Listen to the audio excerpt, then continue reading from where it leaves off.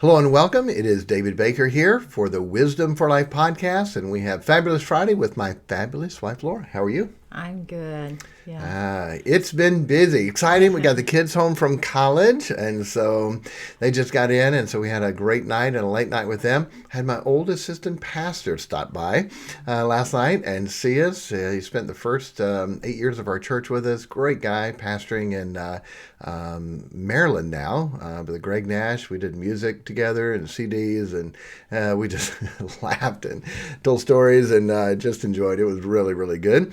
And so there's something else special that happened this week. What was that? We got a new grandbaby. We have a new grandbaby. Yes, Yeah. I can't believe I forgot that. So, boy, what a great thing that is. Our oldest daughter, Sarah, and her husband, Tim, had a brand new baby, if I can remember it all, Hudson Ryder Peterson, 6 pounds, 9 ounces, 19 3/4 inches long, born at 1:36 in the afternoon. How'd I do? Oh, you did great. Wow. Did great. All right. So we got all that. I was able to go by the hospital and bring them Chick-fil-A and hold the baby and pray for the baby. We had a dedication prayer, and he is gorgeous, sweet, wonderful. And with COVID, hospitals aren't real good, but I'm the pastor and the grandpa, and I got food. And so they let me by. So I thought, since we had a new grandchild, we haven't talked about having grandchildren and what to do and how we can help them. So let's see about that topic. I have, if you do have a question for us for the regular podcast or for my wife and I, askpastorbaker@gmail.com. We'd be glad to answer that. Also, the next couple weeks, we'll probably have an episode from other families. Since I got some boys home from college, I'll probably try to get an episode out of them. And so we'll do an interview with them, and you can see some of the other kids. So, all right, we got a few jokes, grandchildren jokes, so we'll see if you like them. Two older ladies, Dolly and Ruby, were talking about their grandchildren. Dolly said, "Each year I send one of my grandchildren a card with a generous check inside, but I never hear from them, never receive a thank you message." Ruby said, "Oh, I too send my grandchildren a very generous check. I hear from them within a week after they receive it. In fact, they each pay me a personal visit." "Wow, how come? What do you do differently?" "Very simple solution. I don't sign the check."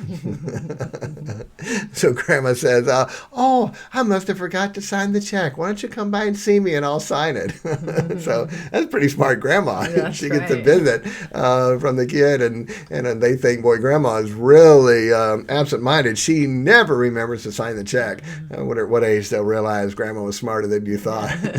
So, all right, a couple other grandchildren jokes. Little Logan and his family were having Thanksgiving dinner at Grandma's house.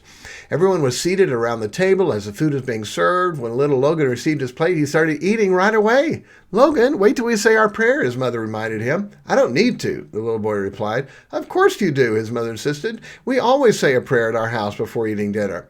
"That's at our house," Logan explained, "but this is Grandma's house, and she knows how to cook." Oh. I think that probably happened. I could definitely see kids saying that. And so, all right, last little joke. Johnny was at his first day of school. The teacher advised the class to start the Pledge of Allegiance and instructed them to put their right hand over their heart and repeat after him.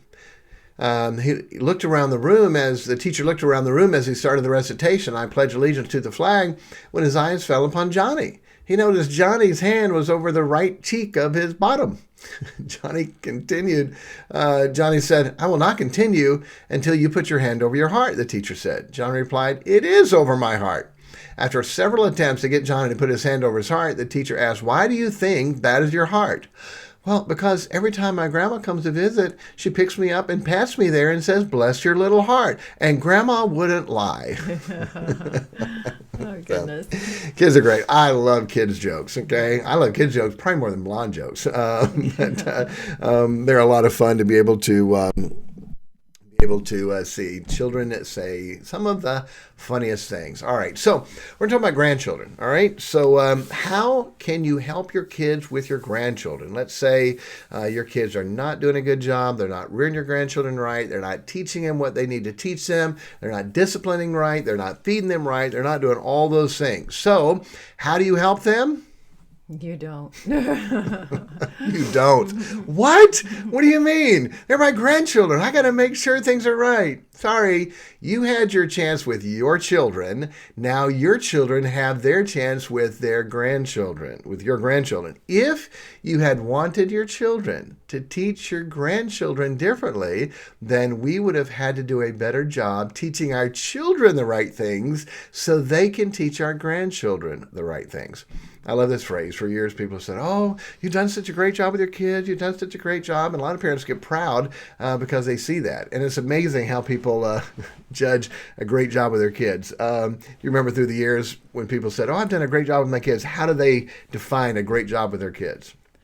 Oh, they, one of the ways, with the girls, well, they're not pregnant and, they're, That's it. know. Yep. My daughter didn't get pregnant. I've done a good job. My son's not in jail. I've done a good job. Yeah. And literally, that's how high the bar is set for many people. And so I like this quote. I have no idea how good a job I did rearing my children until I see my children rear my grandchildren. How much of what I taught my children did I instill in them that they believe it enough to teach and train their children in the same way? So for parents like us, we've got 8 grandchildren. The oldest one is getting ready to be 5. She thinks she's been 5 for a long time, but Yeah. she's getting ready to be 5. And so I can say I have no idea how good a job I've done rearing my children because I need to watch my children rear my grandchildren to be able to know. That keeps us humble, and it also keeps us in our place. You think about this right now for you, if you're a grandparent. When you had children, how much would you want his parents or her parents coming to you and telling you what to do and how to do it? Okay? Yeah. You think about it. No one wants that. No one does. And so that's not our place. As grandparents, we get to love them, we get to spoil them, we get to play with them, and then send them home. Now, if we have influence with our children that have our grandchildren and they ask us for help, that's okay, but still be very, very careful. Because when you say, it's about time you ask me, da-da-da-da-da-da-da-da, they will never ask you again. Okay? If you say, you know what, you guys are doing a really good job, and I think you got a good handle on this, you might want to try this, you might want to try that. So give them advice. When you tell somebody what to do, okay, advice not asked for is seldom heeded and often resented. And to try to convince someone against their will, they're of the same opinion still. So the best thing to do, and this is women with men also, if you want to get your husband to do something, get him to what? Get him to think it's his own idea. That's it. She's got it. If you tell him to do something, nope, I'm a man. But if you get him to think it's their own idea, hey, ding, ding, ding, you got it. The other thing you can say is, you're probably not able to do this anymore, or you're probably too old to do this, or you probably can't do this. We will go out of our way to show you we still have it and we still can do it. Anyway, but when you give advice to your children about the grandchildren, make sure you're not pushing and telling and making them. You might want to try this. You might want to try this. Something that we did when you guys were little is we did this, and that seemed to help you guys. And hey, you turned out great. Things like that is a praise and will help them, and they won't feel like it's being pushed on them. I am so thankful for my mom and dad. We grew up, our family, let's see, when my mom and dad became at our church, we probably had 2 children, okay? And they were, maybe 3 and 1 when they moved down and we were serving together. We've had 11 children, not one time ever has my mom or dad told us what we should do and how we should do it. Never. They never did. Did they help? Absolutely. My boys get to go work with my dad on the farm, and my dad gets to teach them work and labor, and I love it. And in fact, 2 of my boys yesterday were out all day working with Granddaddy. They came home all scratched up and sunburned and loved it. They got to work hard with my dad. What a great thing. And so because we have a good relationship, then we can work together and still teach and instill some things, but be very, very careful about telling someone what to do. Overbearing grandparents can cause a lot of problems in the home and the family. So your thoughts? What have you seen concerning that? Oh, sometimes grandparents can be so interfering. It causes a lot of problems. And we've seen it over the years where grandparents said, oh, if you don't, they said to the kids, if you don't like it at your parents' house and their rules are too strict or this is too tough, you can come live with us. And that was just a terrible thing to say to a child because that just messes them up. They need the grandparents backing the parents, not, tearing down their authority and giving the kids a way out if they think, oh, I don't like their rules, so I'm just going to go live with grandma. You know, Yeah. that's a bad That's thing. yeah. You can joke, but boy, that's not going to happen. None of my grandchildren would come and live with me to get away from their horrible parents. No, I'm sorry. And so you see all kinds of things like that happen, and it's not good. So hey, if you have children, love them. Teach them, instill everything in them that you want them to know and that you want your grandchildren to know. Make sure they catch it. Now, honestly, we have 3 of our children with children, and it is fun to watch them. I mean, we have more fun watching our children or our grandchildren because guess what they do? And guess how they do it, okay? They do it like we did it. We hear them say the same things, do the same things, love them the same way, discipline the same way, and we have really good grandkids. I mean, our grandkids are perfect. Yeah, well, Okay. not quite. But they are really good and learning and growing and it takes a lot. It takes a lot to teach and train our children. It really does. It's a lot of work and you can never give up on it. And so, but to see them doing it is great. And hopefully one day can say, hey, I did a good job rearing my children because all of my children and I rearing my grandchildren in a biblical, godly way. Right now, they're on the track, but hey, they're little. They got a long way to go. It's easy when they're 3, 4, 5. When they get to be 13, 14, 15, many times things can change. You want to make sure you get their heart. So what can you do to help your children? Okay, I really hate this, but just hang in with me and you'll see it's not as bad as you think. Here's a shameless commercial plug. Are you ready? Okay, a shameless commercial plug. So we have a book that can help you with your children, and it's called How to Raise Rich Kids. And so if you want to help your grandchildren, get this book, give it to your children so they can teach it to your grandchildren. And it is 52 principles of what the richest and wisest man in the world taught his son, okay, Solomon. Each topic has 7 different lessons to it. So it is a full 365 days of what to teach our children with one topic for the week, a memory verse for the week, and then 7 different lessons on that topic.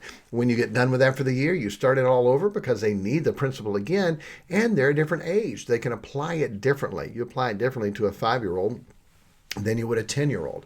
And so it's a great book to be able to help. And so if you buy it on Amazon, it's an Amazon #1 best-selling book. You can buy it on Amazon. It's $30. You can get the Kindle for $19. It's about 300 pages, okay?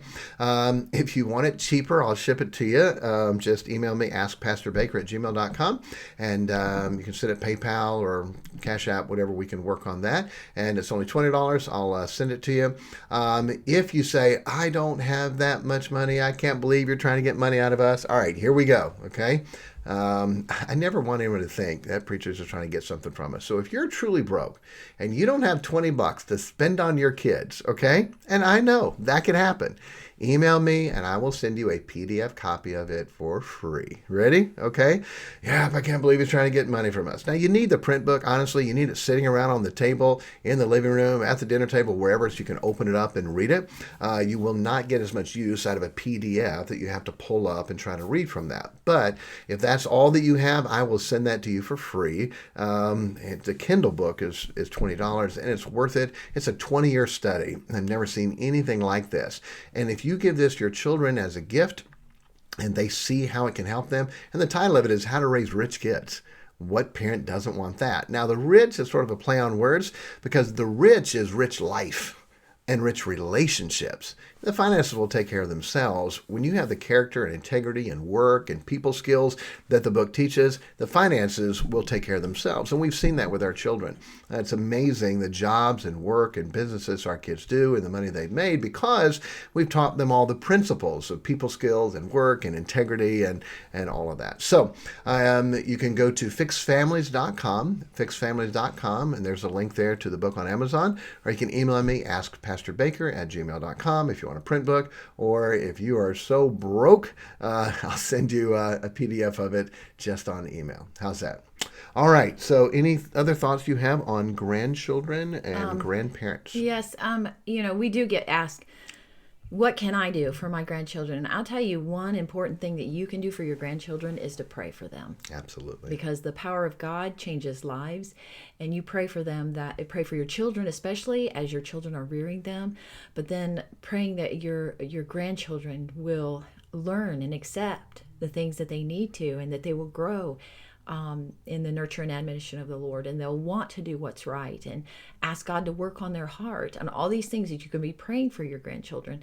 Those things that grandparents do are so big. That's just really huge. That makes a difference. Amen. Absolutely. For each one of our children in my prayer list, I put my child's name and then different things I would pray for them, and I would add to the list and take away from the list. I'd pray they get saved. When they got saved, I'd cross it off. Pray that they would find the right mate. When they did, I crossed that off. And you ought to do the same thing with your grandchildren and pray for them to have wisdom, knowledge, understanding. Pray for them to be obedient. Pray that they'll get saved. Pray that they'll surrender their life to God. Pray that they will find the right mate. The same type things you'd pray for your children, you need to pray for your grandchildren that way. And as godly grandparents, influencing them by your life doing right, by a book that can give them teaching every day, not what I think, not what you think, but what the richest and wisest man in the world thought, to teach your grandchildren. What a powerful thing that would be. And then to be able to pray for them and get God working on that. Okay? If we can help you in any way with that, let us know. But congratulations to us. Another grandchild, number 8. We only have 3 that are married. And so when all of them get married, and by the way, they love kids.